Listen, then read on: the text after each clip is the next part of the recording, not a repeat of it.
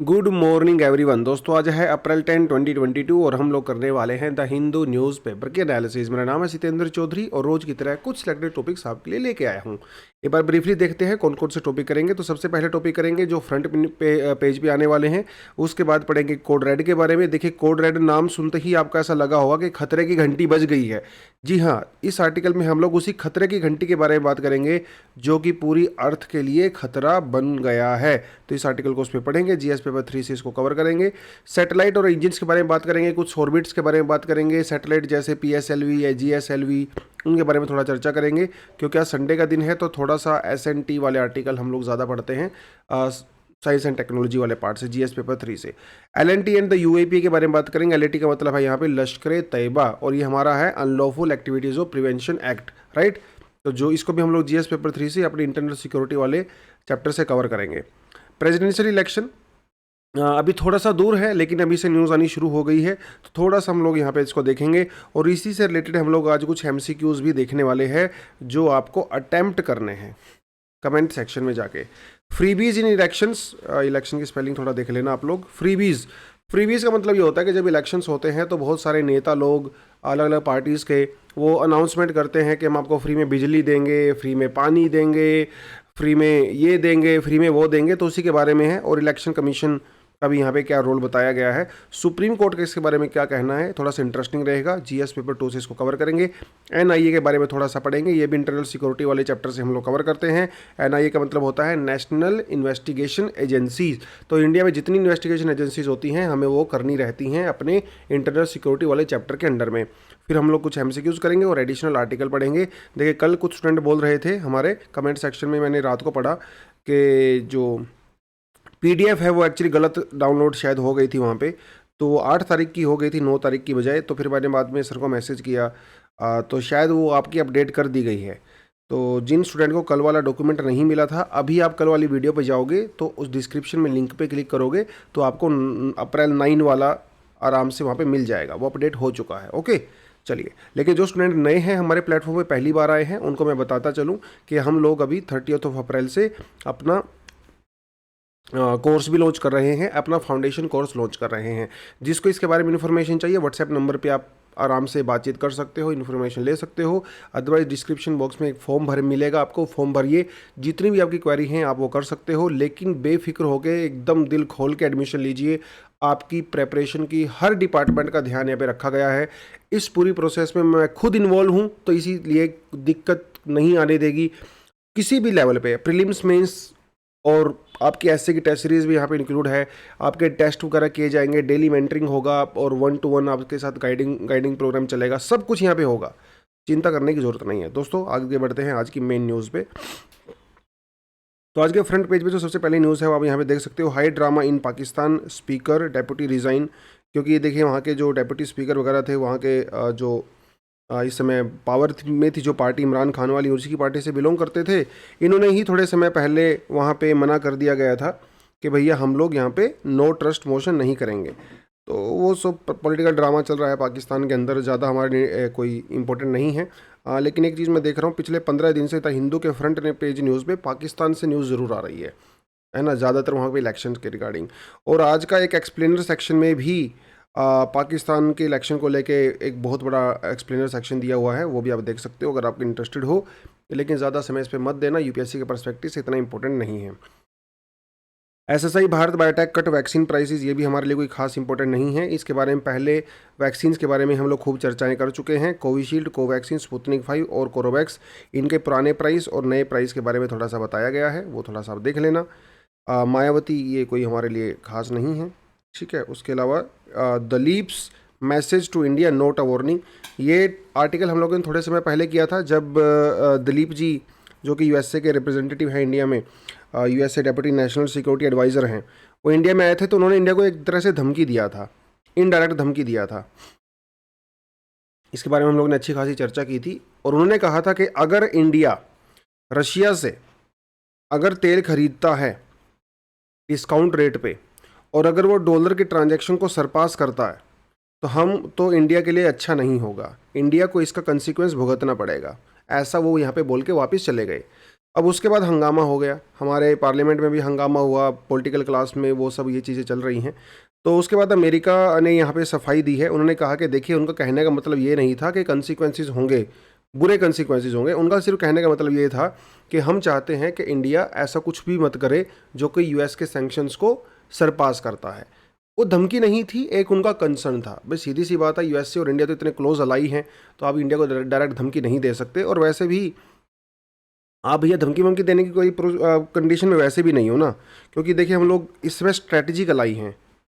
हम लोग ये नॉर्मल अलाई नहीं है कि हाँ चलो ठीक है ट्रेड वगैरह कर दिया हो गया काम। स्ट्रैटेजिक अलाई का मतलब ये है कि अभी आप डिफेंस में भी हमारे अलाई हो, है ना, जैसे कोड हो गया या काटसा वगैरह वो सब चीज़ें हो गई, है ना। और इंडिया ने जैसे लिमोआ हो गया, बहुत सारे अग्रीमेंट इंडिया ने यूएसए के साथ वगैरह किए हुए हैं, डिफेंस वाले भी वो सब चीज़ें। तो अभी इस तरह से चीज़ें काम नहीं चलेंगी, क्योंकि चाइना वाला एंगल भी यहाँ पे है। तो बस उसी के बारे में थोड़ा सा आर्टिकल है, थोड़ा सा आप इसको क्लियरली देख सकते हो। IAF completes inquiry into accidental missile firing event, जो कि पाकिस्तान के अंदर मिसाइल हम लोगों ने गिरा दिया था, ब्रह्मोस। तो बेसिकली उसके क्यों वो गया था, कैसे गया था, क्या कमियां वहाँ पे रही थी, तो टेक्निकल कमियां थी या ह्यूमन एरर थी, उसके बारे में ही यहाँ पे बात कही गई है। तो इन्हें कहा है कि देखिए भैया, ये ह्यूमन एरर है, कोई टेक्निकल एरर नहीं है। टेक्निकली जो ब्रह्मोस है वो बहुत ही ज़्यादा स्ट्रॉन्ग है। और ब्रह्मोस का ऐसे कोई नहीं है कि एक बटन आपने क्लिक कर दिया और वो ब्रह्मोस चला गया, इतना आसान नहीं है। अलग अलग लेयर्स होती हैं ब्रह्मोस को गिराने के लिए, वेरियस लेवल्स होते हैं। पहले ऑटोमेटिक लेवल होते हैं, फिर मैनुअल लेवल होते हैं, तब जाके वो ब्रह्मोस मिसाइल वहाँ पे अटैक करती है या फिर आप समझ लीजिए लॉन्च होती है। और पाकिस्तान में जो है ये गिरी थी 124 किलोमीटर अंदर जाके पाकिस्तान की टेरिटरी में गिर गई थी। 40,000 फीट जो है इनसे जो है वो ऊपर से आई थी। और स्पीड भी बहुत ज़्यादा थी, 3 times the speed of the sound, जिसे हम लोग मैक बोलते हैं, मैक 3 स्पीड से ये गिरा था। और पाकिस्तान वाले इसको बिल्कुल भी इंटरप्रेट नहीं कर पाए थे। और वो तो शुक्र की बात है कि इसके अंदर जो कुछ भी बारूद नहीं था, है ना, वो सीधा खाली मिसाइल था और वहाँ पे कुछ सिविलियन प्रॉपर्टी वगैरह पे जाके गिरा वो। और ब्रह्मोस मिसाइल है भैया, तो न्यूक्लियर कैपेबल मिसाइल भी है, कुछ भी हो सकता था। तो अभी इंक्वायरी वगैरह बैठी है, इन्होंने कहा है कि देखो ये ह्यूमन एरर था और इसमें अभी हम लोग फर्दर कार्रवाई कर रहे हैं। जानबूझ के हम लोगों ने ऐसा नहीं किया, लेकिन एक बात तो पक्की है कि पाकिस्तान इसको इंटरप्रेट नहीं कर पाया। तो फ्यूचर में अगर हमारे साथ कुछ होता है तो पाकिस्तान चाहे कुछ भी बोलता रहे भैया, अभी हम लोगों ने उसको टेस्ट कर, चाहे एक्सीडेंटली ही सही, लेकिन उनको टेस्ट कर लिया गया कि पाकिस्तान वाले हमारी मिसाइल को इंटरप्रेट नहीं कर पाए। और एक्चुअली 2 हफ्ते पहले पाकिस्तान ने भी एक मिसाइल वहाँ पे टेस्ट किया था, वो इंडिया को टारगेट करके नहीं किया था लेकिन टेस्ट किया था, और वो बेचारा हवा में ही ब्लास्ट हो गया। तो इससे पता चलता है कि पाकिस्तान की जो मिलिट्री है या पाकिस्तान का जो डिफेंस सिस्टम है, वेपन सिस्टम है, वो कितना ज़्यादा रोबस्ट है। और इंडिया का डिफेंस सिस्टम इतना रोबस्ट है कि भैया फिलीपींस भी हम लोगों से खरीद रहा है, वियतनाम के साथ भी बातचीत चल रही है ना। तो वो थोड़ा सा यहाँ पे है। NIA begins probe against the module affiliated to AQIS। AQIS का मतलब है दोस्तों अलकायदा इन द इंडियन सब कॉन्टिनेंट। बहुत समय से अलकायदा, देखिए अलकायदा ने मिडिल ईस्ट में तो धूम और अफ्रीका में तो धूम मचाई रखी है ना, वहाँ पे तो वो लोग जो करता है करते ही हैं। लेकिन अलकायदा का एक स्पेशल विंग है जिसे कहते हैं अलकायदा इन इंडियन सब कॉन्टिनेंट। इंडियन सब कॉन्टिनेंट बेसिकली उनका टारगेट इंडिया ही है। कश्मीर को लेके भी कई बार बयान दे चुके हैं और कई बार वो बोल चुके हैं कि हम लोग इंडिया में भी आएंगे, वो सारी सारी चीज़ें। तो उस इंडिया में भी कुछ ऐसी ऑर्गेनाइजेशन है, कुछ ऐसे लोग हैं जो उनके साथ काम करते हैं और एंटी इंडिया कार्रवाई करते हैं, जिसके खिलाफ जो है NIA, जिसे कहा जाता है नेशनल इन्वेस्टिगेशन एजेंसी, इन्होंने कुछ कार्रवाई की है, कुछ लोगों को पकड़ा है और कुछ मॉड्यूल वगैरह जो थे वहाँ पे उनको बस्ट किया है बेसिकली। तो NIA के बारे में हमें थोड़ा पता होना चाहिए, इंडिया में कौन कौन सी जो एजेंसीज हैं वो काम करती हैं। यहाँ पे आज दोस्तों को मैं बताता चलूँ कि NIA जो है वो स्टैट्यूटरी एजेंसी है, क्योंकि जब हमारे यहाँ पे 26/11 अटैक हुआ था तो 2008 में उसके बाद इसको बनाया गया था। एक तो आपको ये पता होना चाहिए। दूसरी बात आपको ये पता होनी चाहिए कि NIA जो है बाद में इसमें हम लोगों ने अमेंडमेंट भी किया गया, 2019 में अमेंडमेंट हुआ। और NIA सिर्फ टेरर केसेस को ही, अब देखिए इनिशियली जो इसका मेन ऑब्जेक्टिव था वो टेरर केसेस ही था, लेकिन 2019 में हम लोगों ने कुछ नए प्रोविजन भी इसके अंदर ऐड कर दिए गए। तो आज के समय में जो ह्यूमन ट्रैफिकिंग होती है या फिर जो जाली नोट होते हैं, बेसिकली जो हम लोग काउंटरफीट करेंसी की बात करते हैं, नकली नोट जो पाकिस्तान वगैरह कहीं से भी इंडिया में आते हैं, उसको भी इन्वेस्टिगेशन कर सकता है। उसके अलावा जो साइबर टेररिज्म को भी आजकल ये लोग देखते हैं, ठीक है। तो और जो टेररिस्ट एक्टिविटी होती है वो तो करते ही करते हैं। एनआईए के बारे में एक खास बात ये है कि एनआईए जब किसी केस को इन्वेस्टिगेशन करता है तो उसको स्टेट एजेंसी से परमिशन लेने की ज़रूरत नहीं पड़ती। हालांकि लॉ एंड ऑर्डर वो स्टेट एजेंसी का पार्ट होता है, बट एनआईए की केस में थोड़ा सा एक्सेप्शन यहाँ पे हम लोगों ने दिया हुआ है। ठीक है। तो एनआईए के बारे में थोड़ा आपको जानना है तो आपको मैं स्लाइड में भी प्रोवाइड करा दूंगा, वो डेफिनेटली आप जाके पढ़ सकते हो। और एनआईए एक्चुअली इंडिया की सबसे एडवांस्ड एक ऑर्गेनाइजेशन है जो कि बिल्कुल इंटरनेशनल लेवल पे जाके काम करती है। और और इसके जो ऑफिसर्स वगैरह होते हैं उनको भी भैया यूएसए और इजराइल के अंदर ट्रेनिंग मिलता है। और इसकी जो कन्विक्शन रेट है वो भी काफ़ी ज़्यादा हाई है, मतलब इसकी जो सोल्व करते हैं ना केसेस, काफ़ी 90% से ज़्यादा केस एनआईए सोल्व कर लेता है। तो ये कुछ कुछ चीज़ें आपको पता होनी चाहिए। और एनआईए के बारे में जो ऑलरेडी हम लोग पहले बात कर चुके हैं, लेकिन आपको जो हम लोग स्लाइड प्रोवाइड कराएंगे उस डॉक्यूमेंट के अंदर भी कुछ डिटेल आपको डेफिनेटली यहाँ पे मिल जाएगा। तो ये तो दिलीप वाला केस हो गया। High time for the ADR mechanism CGI, chief justice of India ने कहा है कि एडीआर हमें यहाँ पे अभी अप्लाई करना चाहिए। एडीआर का मतलब होता है दोस्तों अल्टरनेटिव डिस्प्यूट रेजोल्यूशन। डिस्प्यूट मतलब झगड़ा, रेजोल्यूशन मतलब सॉल्यूशन, और अल्टरनेटिव का मतलब होता है कि विकल्प, बेसिकली हम लोग बात कर रहे हैं। तो यूजुअली क्या होता है, जब भी किसी को कोई केस सुलझाना होता है वो तो वो सेशन कोर्ट में जाएगा या हाई कोर्ट में जाते हैं, सुप्रीम कोर्ट में जाते हैं। ये एक यूजुअल तरीका होता है जस्टिस लेने का, है ना। लेकिन इसका एक अलग तरीका भी होता है, जैसे इन्होंने कुछ एग्जाम्पल वहाँ पे दिए हुए हैं, जैसे लोक अदालत, ग्राम न्यायालय, आप इनके थ्रू जाके भी जस्टिस ले सकते हो। लेकिन अभी ऐसा रहता है कि मान लो लोक अदालत, देखिए लोक अदालत का जो डिसीजन होता है ना दोस्तों, वो तो मान्य होता है, वो मैंडेटरी होता है, वो दोनों पार्टी के लिए ऊपर अप्लाई होता है। तो लोक अदालत को और ज़्यादा मजबूत करने की जरूरत है। इससे होगा क्या, इससे एक तो जस्टिस आपको बहुत जल्दी मिल जाएगा लोक अदालत में। दूसरी बात कि जो हाई कोर्ट है, सुप्रीम कोर्ट है, उनके ऊपर बर्डन कम होगा, तो इनको और ज़्यादा मजबूत करने की ज़रूरत है। वैसे ही हमारे ग्राम न्यायालय हैं, इनको भी मजबूत करने की ज़रूरत है। मीडिएशन एंड आर्बिट्रेशन सेंटर ये भी बनाए जाएंगे। देखिए मीडिएशन का मतलब होता है कि जो बीच में एक मीडिएटर होता है ना, जो झगड़ा सुलझाने के लिए यूज़ होता है। तो हम लोग ऐसा मैकेनिज्म बना सकते हैं कि लोग कोर्ट में जाने की बजाय, मतलब कोर्ट में तो फिर भी जाएंगे, लेकिन कुछ केसेस को, जो खासकर सिविल केसेस हैं, क्रिमिनल केसेस नहीं हैं, आप उस मीडिएशन आर्बिट्रेशन सेंटर में जा सकते हो। दोनों पार्टी, जैसे आपका मेरा कुछ अगर प्रॉपर्टी का झगड़ा है तो आप वहाँ पे जा सकते हैं, दोनों लोग अग्री करेंगे कि भैया अगर आपने जो फैसला सुना है, जैसे पंचायत में होता है ना, बेसिकली पंचायत भी एक तरह का मीडिएशन और आर्बिट्रेशन सेंटर ही होता है, लेकिन वो इनफॉर्मल तरीके से होता है। तो सीजीआई का कहना है कि हम कुछ फॉर्मल तरीके भी यहाँ पे निकाल सकते हैं। जैसे वही इन्होंने फास्टर जो एक प्लेटफॉर्म है, एक डिजिटल, वो इन्होंने लॉन्च किया। तो ये भी एक जुडिशियल रिफॉर्म का ही हिस्सा है। तो फास्टर के अंदर क्या होता है, जैसे मान लो अभी होता क्या है ना, सुप्रीम कोर्ट मान लो कोई केस सुनाता है, तो सुप्रीम कोर्ट के जजमेंट आने के बाद भी वो जजमेंट पहले चिट्ठी से जाएगा को वहाँ पे जेल के अंदर।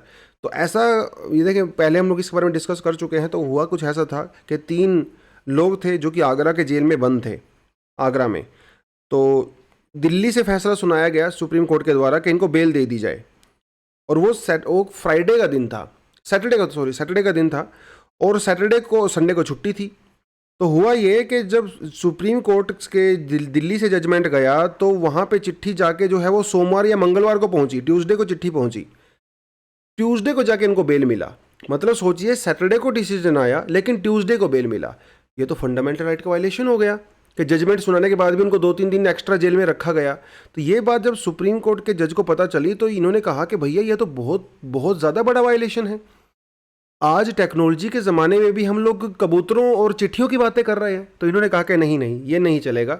हम लोग ऐसा सिस्टम बनाएंगे कि जैसे ही जजमेंट सुनाया जाएगा, तुरंत के तुरंत वो जजमेंट की एक कॉपी वो जेल में चली जाएगी और तुरंत के तुरंत उसको इम्प्लीमेंट किया जाएगा। तो इसके लिए इन्होंने एक फास्टर सिस्टम बनाया।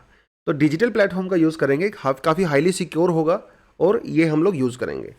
दूसरी बात, फास्टर सिस्टम का यूज़ एक तरीके से और किया जाएगा। जैसे अभी पेंडेमिक के समय में क्या हुआ, अब कोर्ट वगैरह तो बंद हो गए थे, तो बहुत सारे जो केस वगैरह चल रहे थे वो ऑनलाइन ही चल रहे थे। लेकिन होता क्या ना, ऑनलाइन में हैकिंग वगैरह का बड़ा खतरा रहता है। हैकिंग हो सकती है और जो एविडेंस वगैरह होते हैं वो भी लीक वगैरह हो सकते हैं। तो फास्टर सिस्टम के द्वारा जो आने वाले समय में जो ऑनलाइन हियरिंग होगी वो भी काफ़ी सिक्योर होगी। तो ये भी एक जुडिशियल रिफॉर्म का पार्ट है। भाई ये समय चेंज हो गया है ना, तो अभी चेंज हो जाइए। अभी भी आप पुराने ज़माने की तरह चीज़ें यूज़ नहीं कर सकते हो, वो सारी सारी चीज़ें हैं। Offering freebies is a policy call for the political parties, election commission of India ने कहा है। ये पूरा मामला क्या है वो आपको मैं बता देता हूँ कि देखिए, एक एडवोकेट हैं, वैसे तो ये बीजेपी से बिलोंग करते हैं, लेकिन ये काम थोड़ा ठीक ठाक करते हैं। अच्छा, पर्सनली मुझे इनको ठीक ठाक लगता है ये, क्योंकि अश्विनी उपाध्याय जी लगातार पीआईएल वगैरह डालते रहते हैं और इनका जो मेन फोकस होता है बेसिकली वो इलेक्शन रिफॉर्म के ऊपर ही होता है।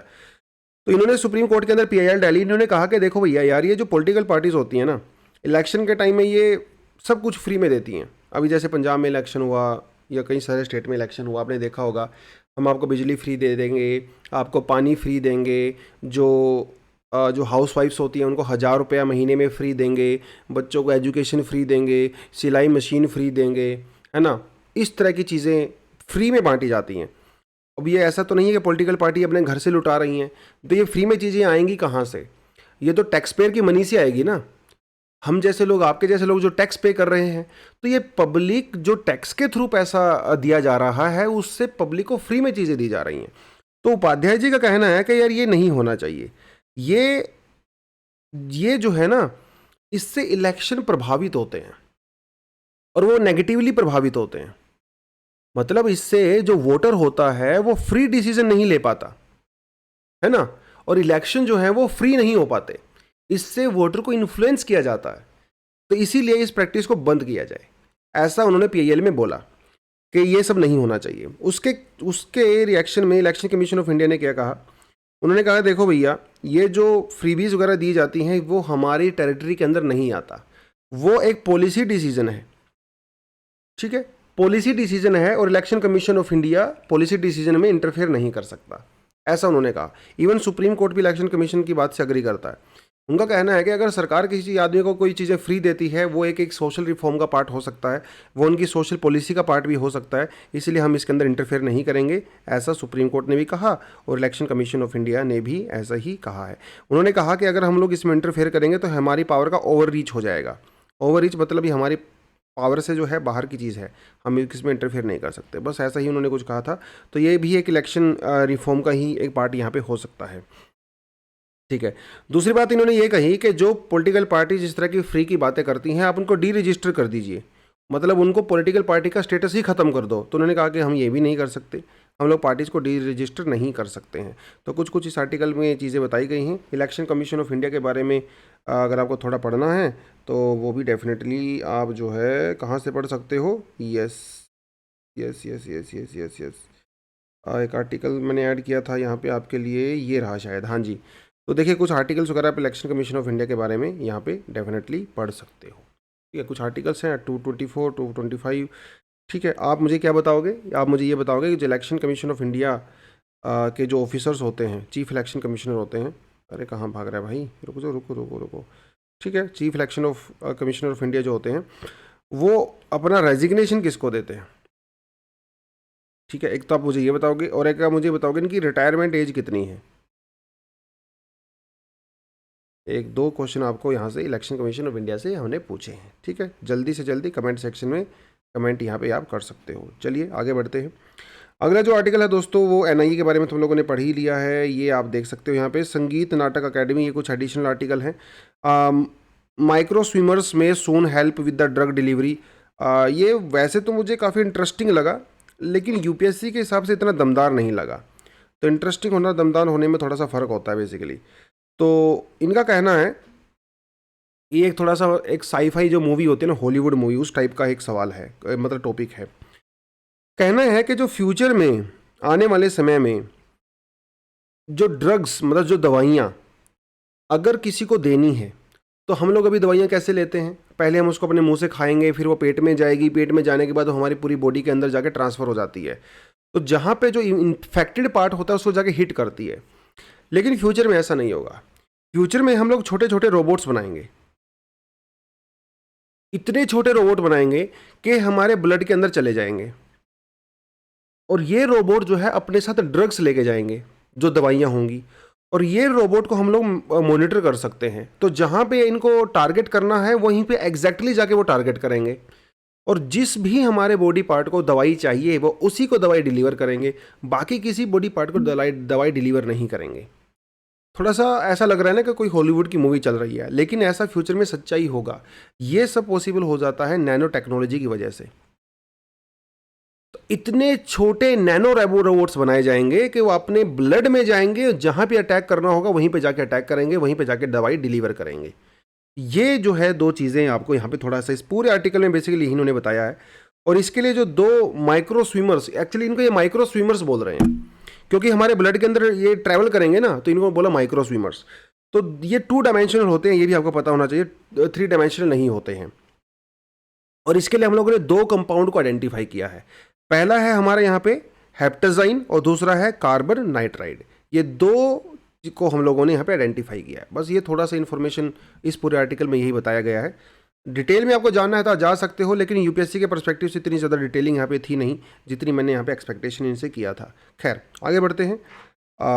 अगला जो टॉपिक हमारे सामने दोस्तों वो है कोड रेड। देखिए सबसे पहला टॉपिक करवाना चाहिए था लेकिन थोड़ा डिले हो गया, कोई बात नहीं। देखिए होता क्या है ना, जब हम लोग बैंक वगैरह में जाते हैं, आपने देखा होगा जब बैंक्स वगैरह में रोबरी होती है तो वो लोग क्या करते हैं, तो एक रेड कलर का बटन होता है मैनेजर की टेबल के नीचे लगा होता है, उसको वो दबा देते हैं और बोलते हैं code red. Code red means सबसे ज़्यादा जो खतरा होता है, वो खतरे की जो घंटी होती है वो कोड रेड होता है। वैसे भी लाल रेड जो कलर है वो खतरे की ही निशानी होती है, डेंजर। तो अर्थ के डेंजर की यहाँ पे बात की गई है, और अर्थ का इस समय डेंजर क्या है, वो है क्लाइमेट चेंज। और भाई ये थोड़ा छोटा मोटा चेंज थ्रेट नहीं है, ये एग्जिस्टेंशियल थ्रेट है। एग्जिस्टेंशियल थ्रेट का मतलब ये होता है कि इससे हमारी प्यूरी ह्यूमन रेस के एग्जिस्टेंस के ऊपर खतरा पड़ सकता है, इसीलिए कोड रेड है। कोई आम कोड नहीं है, ग्रीन येलो ऑरेंज नहीं भैया, कोड रेड है। और इसकी हम लोग बात अभी क्यों कर रहे हैं, क्योंकि अभी आईपीसीसी ने एक रिपोर्ट इशू की है। ठीक है, आईपीसीसी की जो 6th असेसमेंट रिपोर्ट है उसका 3rd पार्ट रिलीज हुआ है। 3rd पार्ट रिलीज हुआ है। तो इससे पहले भी 5 रिपोर्ट जो है आ चुकी हैं आईपीसीसी की। सबसे पहली रिपोर्ट 1990s में आई थी, फिर मेरे ख्याल से 1995 में, 2003, 2008। तो लास्ट की जो 5th असेसमेंट रिपोर्ट आई थी बेसिकली वो जब हमारा पेरिस अग्रीमेंट हुआ था वहाँ पे उसको हम लोगों ने कंसिडर किया था। तो ये 6th ये असेसमेंट रिपोर्ट क्या करती हैं, पहले थोड़ा आपको ये बताता चलूँ।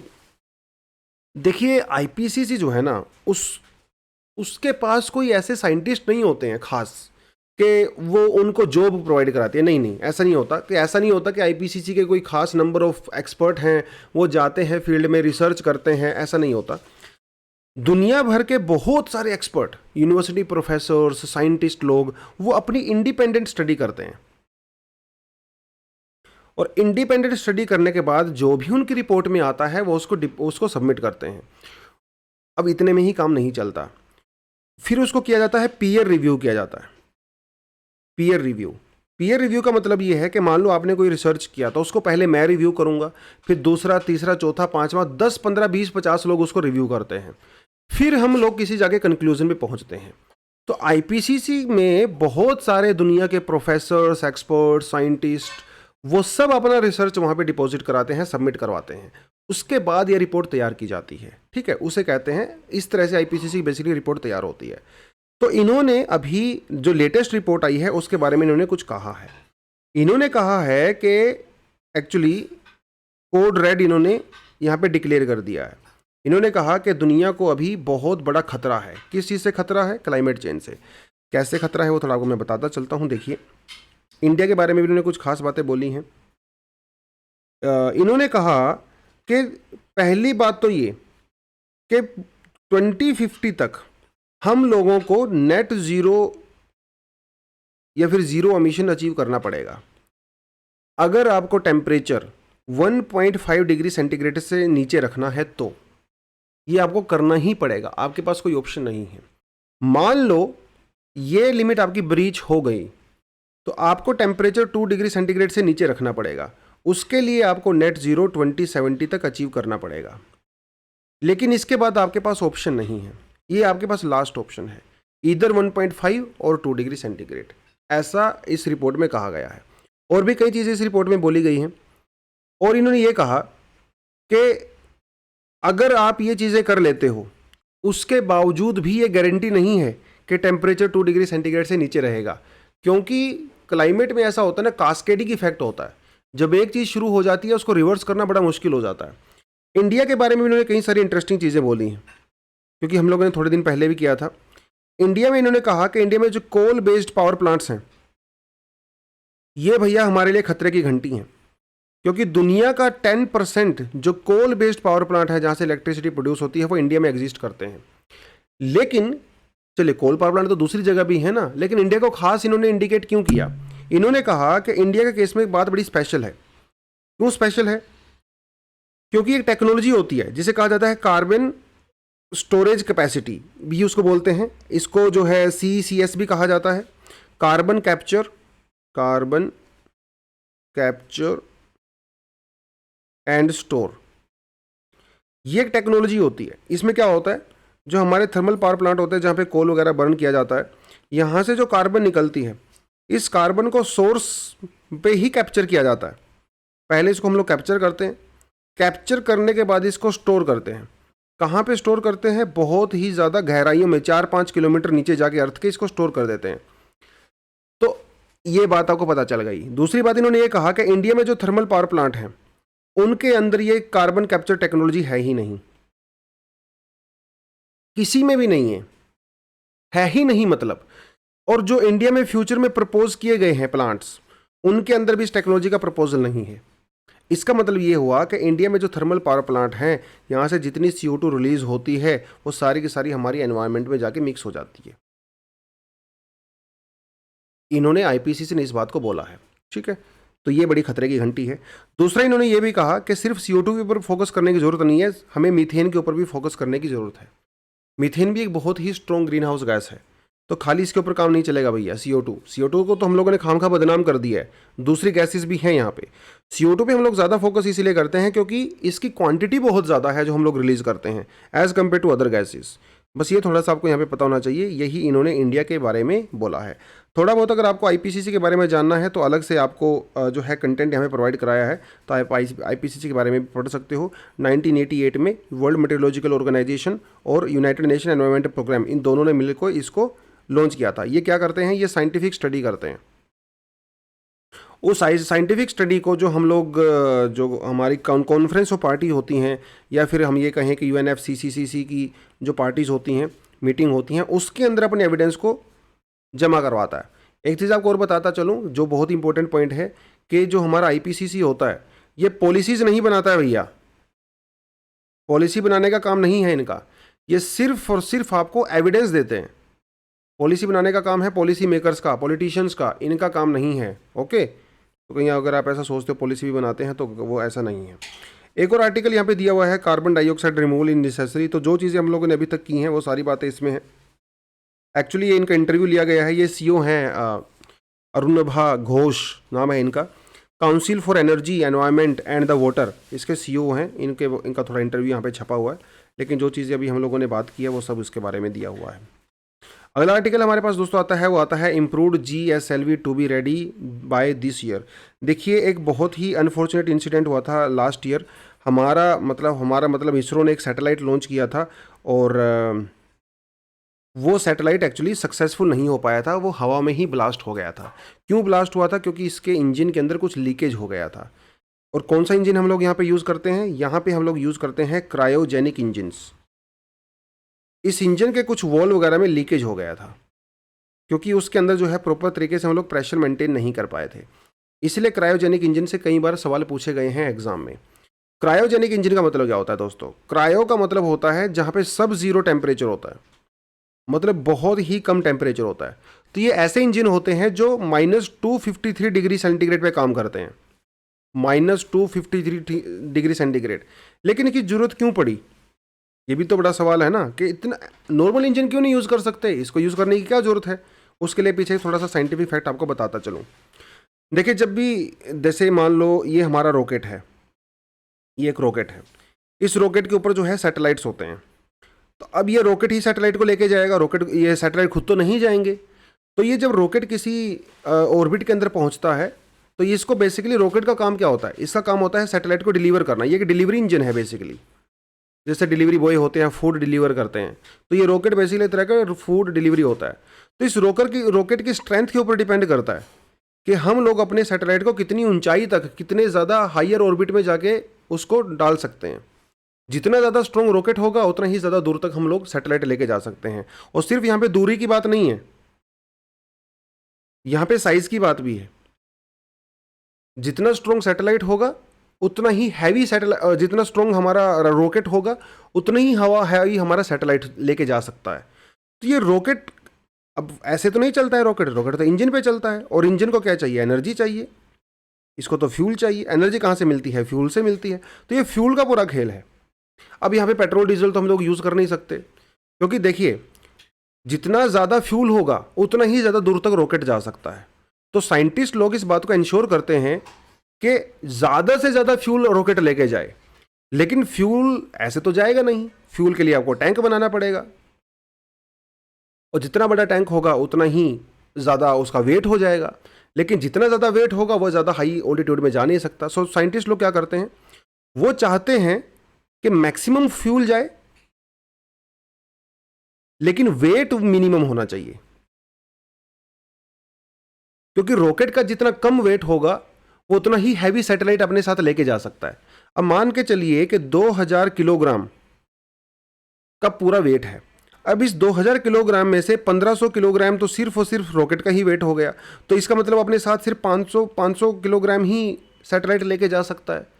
लेकिन अगर हम रॉकेट का वेट कम कर दें, अगर वो रॉकेट का वेट 1000 किलोग्राम कर दें, इसका मतलब वो 1000 किलोग्राम का सैटेलाइट अपने साथ लेके जा सकता है, हैवी सैटेलाइट लेके जा सकता है।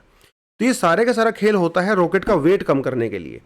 तो होगा क्या, हम लोग यहाँ पे क्या फ्यूल यूज़ करते हैं, हम फ्यूल यूज़ करते हैं हाइड्रोजन और ऑक्सीजन। हाइड्रोजन को एज अ फ्यूल यूज़ किया जाता है और ऑक्सीजन को एज अ ऑक्सीडाइजर यूज़ किया जाता है, क्योंकि भैया ऑक्सीजन के बिना तो कोई चीज़ बर्न हो ही नहीं सकती।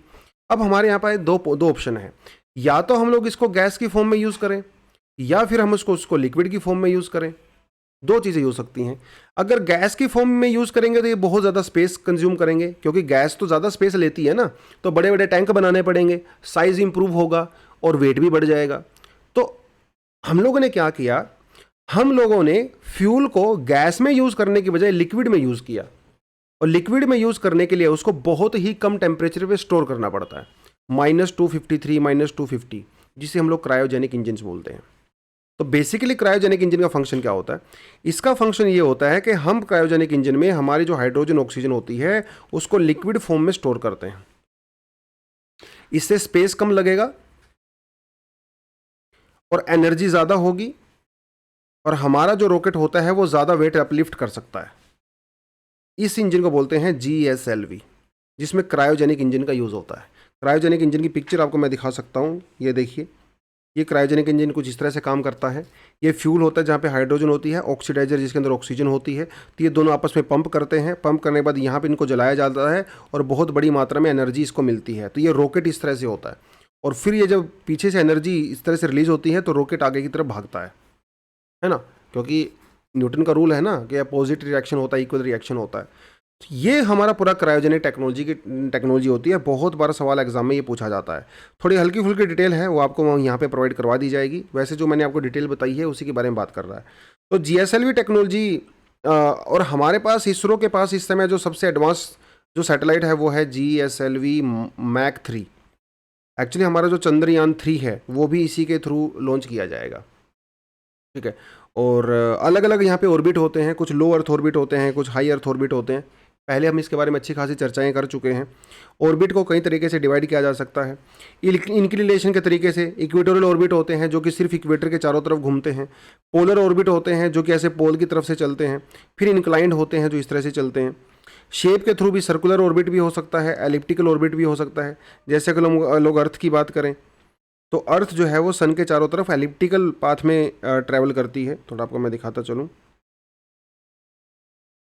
क्योंकि संडे है ना, तो आज साइंस एंड टेक्नोलॉजी का थोड़ा सा चैप्टर आपको मैं सोचा टॉपिक कवर करवा देता हूँ। तो जैसे बीच में हमारे यहाँ पे आता है सन और ये है हमारी अर्थ, ठीक है। तो ये सर्कुलर पाथ में ऑर्बिट नहीं करती है, ये ऑर्बिट हमारा एलिप्टिकल होता है। तो एक मिनिमम डिस्टेंस होता है, एक मैक्सिमम डिस्टेंस होता है। तो सन के चारों तरफ जो अर्थ होती है उसके बीच में मेजरली जो एवरेज डिस्टेंस होता है वो होता है 15 मिलियन किलोमीटर। लेकिन ये फिक्स नहीं होता है दोस्तों। यहाँ पे जो डिस्टेंस आप देख रहे हो मिनिमम डिस्टेंस है, और यहाँ पे जो आप देख रहे हो मैक्सिमम डिस्टेंस होता है, क्योंकि इलेप्टिकल पाथ में बराबर बराबर डिस्टेंस नहीं होता। हाँ, अगर वो सर्कुलर होता तो सब तरफ बराबर बराबर होता। तो जो मिनिमम डिस्टेंस है इसे क्या कहा जाता है, इसे कहा जाता है perihelion. Minimum distance between earth and sun is called perihelion. जो मैक्सिमम डिस्टेंस होता है इसको क्या कहा जाता है, आप मुझे कमेंट सेक्शन में बताओगे, ठीक है। कमेंट सेक्शन में मुझे बताना है कि maximum distance between sun and earth क्या होता है। और ये जो 150 किलोमीटर होता है इसे बोलते हैं astronomical unit, distance between earth and sun. ठीक है जी, चलिए आगे बढ़ते हैं।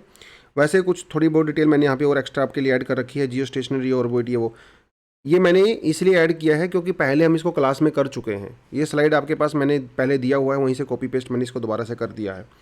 आगे बढ़ते हैं। Home ministry design son of LET chief as a terrorist. Lashkar Taiba के जो चीफ हैं हाफिज सईद, बेसिकली उनके बेटे को भी एज अ टेररिस्ट डिक्लेयर यहाँ पे कर दिया गया है। किसके तहत किया गया है? जो हमारा यूएपीए है। यूएपीए स्टार्टिंग में 1967 में बनाया गया था ये एक्ट, उसके बाद हम लोगों ने 2019 में इसमें अमेंडमेंट किया था।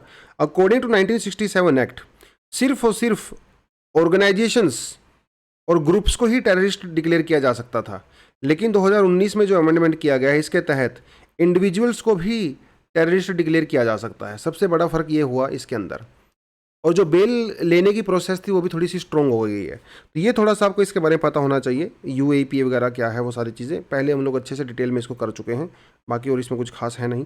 और हाफिज सईद जो है वो इंडिया पे कई सारे अटैक करने के लिए रिस्पॉन्सिबल माने जाते हैं।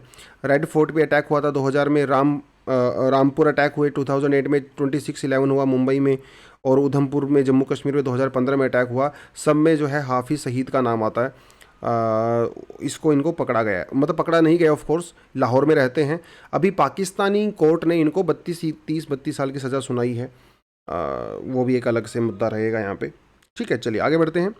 प्रेसिडेंशियल पोल में सी आइडियोलॉजिकल बैटल। प्रेसिडेंशियल इलेक्शन होने वाले हैं अभी कुछ समय में, उसको लेके अलग अलग जो पॉलिटिकल पार्टीज़ हैं इंडिया में उन्होंने अपनी कमर कस ली है, और अपने अपने कैंडिडेट को वो लोग वहाँ पे प्रोजेक्ट करने वाले हैं बेसिकली।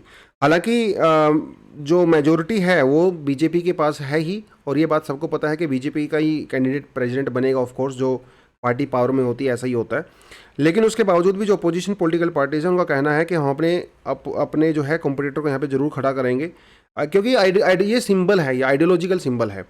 ठीक है, तो ये कोई खास हमारे लिए न्यूज़ नहीं है, लेकिन प्रेसिडेंशियल इलेक्शन कैसे होते हैं, पूरा प्रोसीजर क्या होता है, ये हमारे लिए थोड़ा सा इंपॉर्टेंट यहाँ पे हो जाता है। प्रेसिडेंशियल इलेक्शन को लेके जो है कुछ चीज़ें यहाँ पे बताई गई हैं। आर्टिकल 52 और आर्टिकल 78 प्रेसिडेंशियल इलेक्शन की बात करता है। और प्रेसिडेंशियल जो इलेक्शन होता है दोस्तों वो इनडायरेक्ट इलेक्शन होता है, डायरेक्ट इलेक्शन नहीं होता। इन द सेंस कि जो इनडायरेक्ट इलेक्शन का मतलब ये है कि उसको जनता नहीं चुनती है ना। जैसे प्राइम मिनिस्टर का इलेक्शन होता है या जो चीफ मिनिस्टर का इलेक्शन होता है वो डायरेक्ट इलेक्शंस होते हैं। ये होते हैं इनडायरेक्ट इलेक्शन, जहाँ पे हम लोग वोट नहीं करते लेकिन हमारे रिप्रेजेंटेटिव्स वोट करते हैं। हमारे रिप्रेजेंटेटिव कौन होते हैं? जो हमारे नेता लोग होते हैं, वो उनके इलेक्शन में पार्टिसिपेट करते हैं। जैसे लोकसभा के मेंबर, राज्यसभा के मेंबर, स्टेट्स के जो लेजिस्लेटिव असेंबलीज होती हैं उनके मेंबर भी वहाँ पे वोट करते हैं, तब जाके राष्ट्रपति को चुना जाता है। राष्ट्रपति के लिए जैसे हम लोग अपनी अभी फर्स्ट पास्ट पोस्ट सिस्टम होता है वो नहीं होता। हम यहाँ पे जो है सिंगल रिप्रेजेंटेटिव वाला फॉर्मूला यहाँ पे यूज़ करते हैं, सिंगल ट्रांसफरेबल वोट वाला। लक्ष्मीकांत के अंदर आपको अच्छे से दिया होगा। प्रेसिडेंट वो हमारे एक एग्जीक्यूटिव जो है हेड होते हैं, और हमारे स्टेट के नॉमिनल हेड भी होते हैं, और रियल हेड वो हमारे प्राइम मिनिस्टर होते हैं, राइट। तो राष्ट्रपति के बारे में बहुत सारी चीज़ें आपको पहले से पता ही है, लेकिन हम कुछ यहाँ पे MCQs आपके लिए भी हैं। 4-5 MCQs हैं यहाँ पे, देखिए आप। ठीक है, आजकल वैसे इस तरह के सवाल यूपीएससी में पूछता नहीं है, लेकिन वी नेवर नो, पहले यूपीएससी फ्रीक्वेंटली पूछा करता था। हाँ, लेकिन आपके लिए इसको आप स्टॉप कीजिए वीडियो को, क्वेश्चंस को प्रॉपर्ली पढ़िए, और इसका कमेंट सेक्शन में आंसर आपने देना है। ठीक है, तो union executive of the is headed by the president of India, reasons और अजर्शन, ये आपके लिए क्वेश्चन है। Electoral college of the president consist of, है ना। तो इस इलेक्टेड कॉलेज में कौन कौन आते हैं? इलेक्टेड मेंबर आते हैं, नॉमिनेटेड मेंबर आते हैं, कौन कौन से मेंबर आते हैं। बड़ा आसान सा क्वेश्चन है, लेकिन अच्छा क्वालिटी टाइप क्वेश्चन है। 2 और है हमारे पास। Which one of the following is not correct regarding the president election, ये क्वेश्चन आपके लिए है। Consider the following statement in the electoral college of president. ठीक है, ये जो थोड़ा सा आपका वोट की वैल्यू के बारे में है। तो ये 2-4 क्वेश्चन आपके सामने MCQs हैं जो कि आपको अटैम्प्ट करने हैं अबाउट प्रेसिडेंट ऑफ इंडिया। ठीक है जी, आगे बढ़ते हैं दोस्तों। एक बार देख लेते हैं कौन कौन से आर्टिकल हमारे हो गए हैं। ये हो गया, ये हो गया, ये हो गया, ये भी, ये भी, ये भी, ये भी, हाँ सब हो ही गया, तो कुछ बचा है नहीं हमारे पास, है ना। चलिए जी, तो कुछ एडिशनल आर्टिकल भी यहाँ पे ऐड हमने किए हुए हैं, जैसे कि आप यहाँ पे देख सकते हो। ये तो हम लोगों ने कर ही लिया है। संगीत नाटक अकेडमी वगैरह के बारे में थोड़ा आप देख सकते हो। कुछ लोगों को अवार्ड यहाँ पे दिए गए हैं, वो थोड़ा आप देख सकते हो। Adding colour to the lives naturally, ये इंडिगो के बारे में है। इंडिगो की इंपॉर्टेंस के बारे में बताया गया है, इंडिगो की हिस्ट्री के बारे में बताया गया है। इन्होंने कहा है कि पहले समय में, एंशिएंट समय में, इवन मेडिवल समय में भी इंडिगो, इंडिया का से जो इंडिगो हम लोग करते हैं वो बहुत पॉपुलर है। इंडिगो बेसिकली एक पेड़ होता है जहाँ से जो डाई होती है, नेचुरल डाई, वो निकाली जाती है। डाई की स्पेलिंग क्या होती है? DYE होती है। वो जैसे हम लोग बालों में कलर करते हैं, डाई करते हैं, तो ऐसे ही कॉटन, इंडिया का जो कॉटन है वो वर्ल्ड फेमस हुआ करता था, और उस पर कलर करने के लिए हम लोग अलग अलग डाई का यूज़ करते थे। और मोस्टली पहले ये डाई जो है नेचुरल हुआ करती थी, आजकल तो सिंथेटिक होती है ना। तो उसके लिए इंडिगो जो बेसिकली वो ब्लू कलर की जो डाई होती है, जो हम लोग जीन्स वगैरह में भी यूज़ करते हैं, उसके बारे में बताया गया, उसकी हिस्ट्री के बारे में बताया गया है, प्रेजेंट उसके बारे में बताया गया है। तो हालांकि प्रेजेंट समय में सिंथेटिक फाइबर का यूज़ होता है, लेकिन अभी भी बहुत जगह पे नेचुरल डाई का यूज़ होता है। इन्होंने जीन्स के बारे में बड़ी इंटरेस्टिंग बात बोली कि एक जीन्स को बनाने के लिए 100 लीटर पानी का यूज़ होता है, और जहाँ पे हम लोग डाई यूज़ करते हैं, और ये वाटर पोल्यूशन भी करती हैं। तो अगली बार आप जब जीन्स पहनोगे तो उसके लिए सोचना कि आप भी इन धरती पे जो वाटर पोल्यूशन होता है उसके लिए रिस्पॉन्सिबल है। आप भी मतलब मैं भी उसके अंदर आ गया, क्योंकि हम लोग सब जीन्स पहनते ही हैं, है ना। तो उसके बारे में थोड़ा बहुत यहाँ पे बात कही गई है, इसको आप आर्टिकल को पढ़ सकते हो। मुल्लर पेरियार डैम के बारे में फिर से एक आर्टिकल आया हुआ है। मुल्लर पेरियार डैम की हिस्ट्री वगैरह के बारे में इसमें बताया गया है। तमिलनाडु इसको मैनेज करता है। 1979 में डाउट हुए उठाए गए थे इसकी सेफ्टी को लेके। इसका जो रियल जो कैपेसिटी है वो 150 फीट है, लेकिन अभी इसकी कैपेसिटी जो है 150 फीट नहीं है। सुप्रीम कोर्ट के ऑर्डर के बाद वो सारी चीज़ें 142 फीट वो किया गया। मुल्लर पेरियार डैम टॉपिक मेरे ख्याल से हम लोगों ने क्लास में कम से कम 10 बार तो कर लिया होगा। अगर अभी भी आपको ये टॉपिक क्लियर नहीं है तो थोड़ा वेट करिए, क्योंकि कभी दोबारा इसको फ्यूचर में हम लोग कवर करेंगे, या फिर आप इसको डेफिनेटली पढ़ सकते हो। मुल्ला पेरियार डैम के बारे में पूरी डिटेल मैंने यहाँ पे दी हुई है, ठीक है। डैम सेफ्टी बिल अभी हम लोगों ने पिछले साल ही इसको पास किया था पार्लियामेंट से, अभी यही काम करेगा। तो इससे पहले जो भी हमारे ट्रिब्यूनल्स थे या भी जो सुप्रीम कोर्ट की सुपरवाइजरी कमेटीज़ थी, उन सबको डिसमेंटल करके वो डैम सेफ्टी बिल को हम लोग यूज़ करेंगे। और डैम सेफ्टी बिल के बारे में कुछ डिटेल आप यहाँ पे डेफिनेटली जान सकते हो। दोस्तों आज के लिए इतना ही है।